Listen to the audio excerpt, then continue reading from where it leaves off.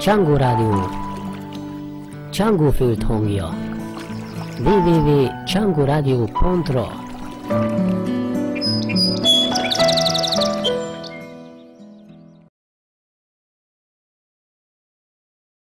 Kedves hallgatók, megint innét beszélgetek önöknek Jászberényből, a Szikra galériából, és a tulajdonossal beszélgetek, Szikra Istvánnal. Szikra István egy vállalkozó ember, és megkérdezném röviden magáról pár szót, és mondjál aztán a kedves hallgatóinknak, hogyan egy magyar vállalkozó vállalta azt a szerepet, hogy a kultúrát támogassa. Köszönöm szépen a lehetőséget, és üdvözlöm az önök közönségét.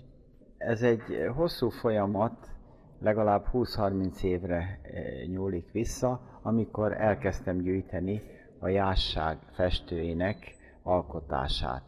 Aztán, ahogy vállalkozó is lettem, és ennek az anyagi háttere megteremtődött, mert ugye hát, mint tudjuk, a kultúrához pénz kell, és nem is kevés, és amikor összegyűlt ez a szép anyag, akkor úgy gondoltam, hogy ezt közkincsé kell tenni.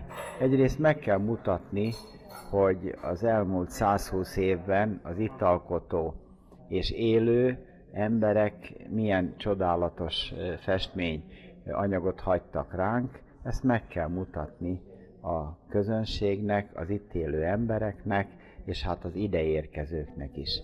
És hát ez volt az alapgondolat, amit hál' Istennek a múlt év június 15-én sikerült a galériát megnyitni, és aztán a korábbi tervek alapján egy kicsit kibővült, egy kávéház, egy étterem, egy kert és egy rendezvényteremmel.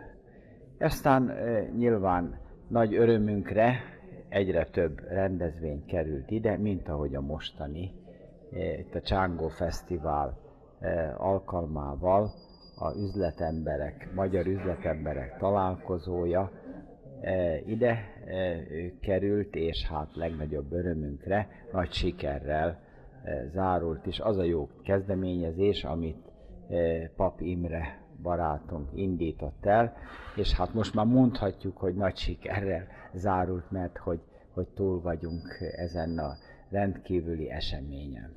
Beszeretném mutatni a kedves hallgatóinknak önfoglalkozását, ugye, ahogy mondtam, a vállalkozó ember, de pontosan mivel is foglalkozik a Szikra István?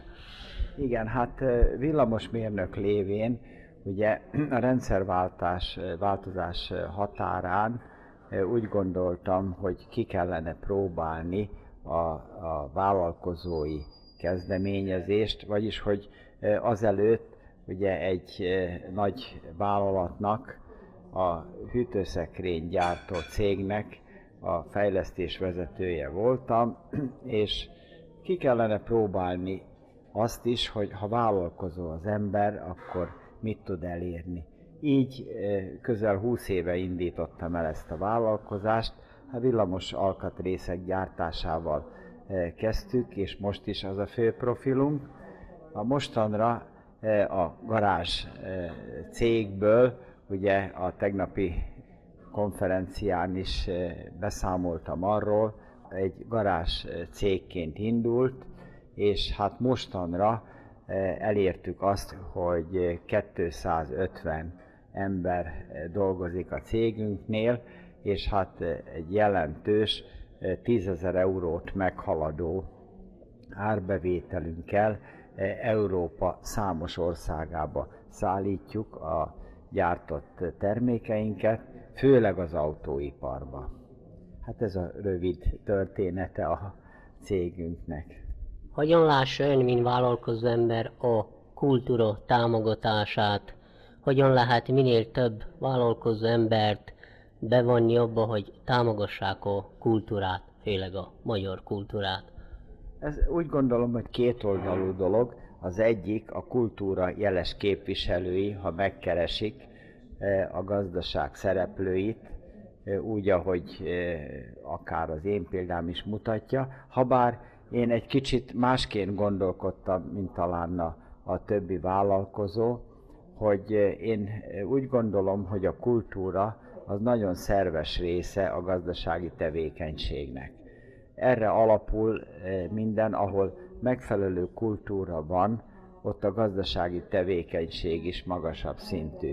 Tehát tulajdonképpen ez kétoldalú. Én úgy gondolom, hogy itt Jászberény és környékén a vállalkozók fölismerték azt, hogy a kultúra az egy olyan nagy érték, hogy amivel gazdálkodnunk kell, ami szükséges, és természetesen hát a kultúra, mint ahogy már korábban is említettem, anyagi támogatás nélkül, pénzügyi támogatás nélkül nem létezik. De ez kölcsönhatás, mert ha egy magas szintű kultúra van, akkor egy magas szintű gazdasági, jó minőségű termék, mert a kultúrában megvan a minőség.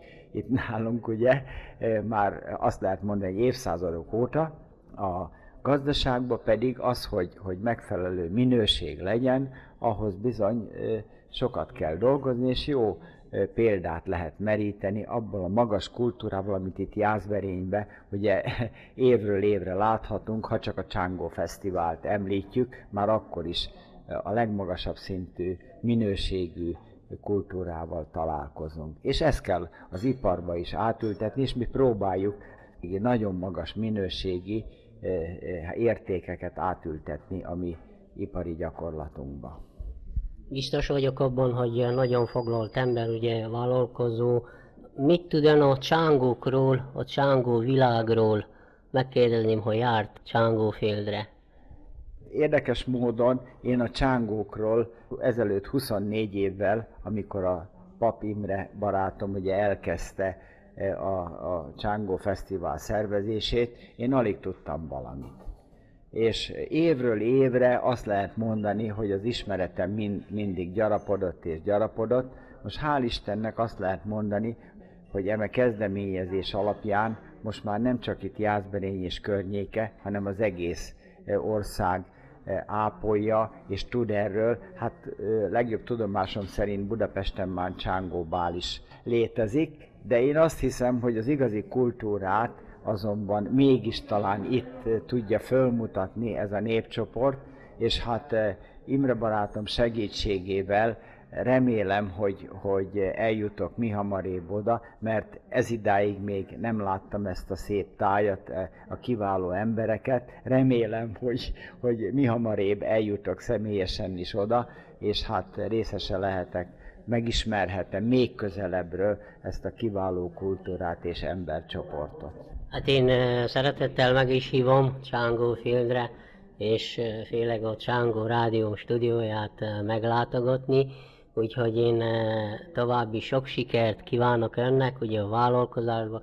Azt is köszönöm, hogy a kultúrára is szánnak támogatást, időt, ugye, mert fontos, ugye pénz nélkül a kultúrát nem lehet fenntartani, úgyhogy én köszönöm önnek. Befejezőként egy üzenetet a Csángó Rádió hallgatóinak. Csángó magyar kerve a világon, aki hallgatja, mit üzen nekik? Hát én azt üzenem, hogy egyszerűen csodálatos és lenyűgöző azt, hogy ez az elszigetelt népcsoport egyáltalán fent tudta tartani magát.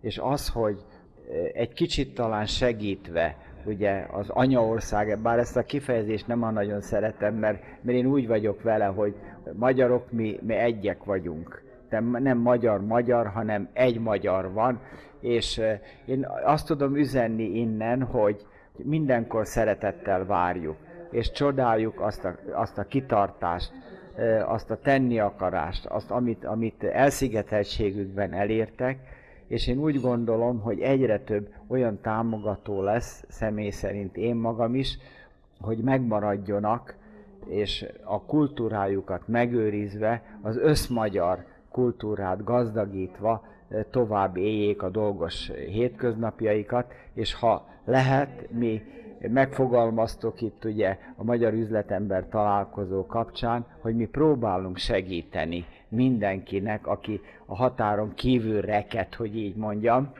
hogy minél inkább elérjék azt a színvonalat, amit tulajdonképpen mi itt gazdasági értelemben elértünk, de azt a kultúrát, amit ott megtartottak, mi pedig, hogy át tudjuk venni. Mert ez olyan érték számunkra, az egész nemzet számára, amivel számolni kell, és nagyon helyes. Én úgy gondolom, hogy mindig több és több ember így gondolkodik, amit én most néhány mondatban megfogalmaztam, és úgy gondolom, hogy ez egy nagyon komoly, hosszú távú együttműködésnek is lehet nevezni, de mindnyájunk épülésére szolgáló jó tett és gondolat. Én köszönöm, hogy vállalta a beszélgetést, remélem, hogy valamikor Csíkfaluban lesz, és a stúdióban is fogunk készíteni egy beszélgetést. Azt is köszönöm, hogy fogadott itt a Szikra Galériába, reméljük, hogy máskor is fogunk itt találkozni, és beszélgetni minél többet. Köszönöm szépen! Én is köszönöm, bármikor nyitottak vagyunk, nagy örömmel várjuk itt Jászberénybe, és természetesen a Szikra Galériában. Köszönöm szépen!